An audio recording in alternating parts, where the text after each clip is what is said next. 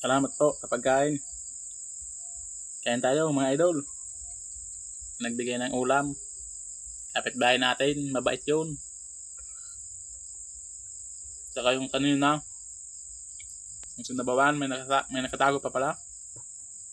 Kala ko ubos na. Very malasang gulay na langka ni Piang. Malasa yung alimango. Kaso walang binigay. Gulay lang lahat.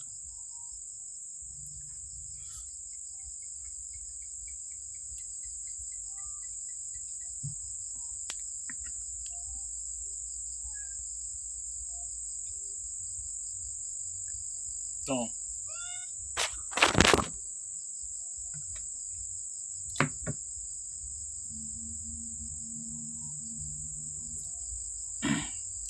Di ko makita kanina yung ulam. Kala ko ubos na.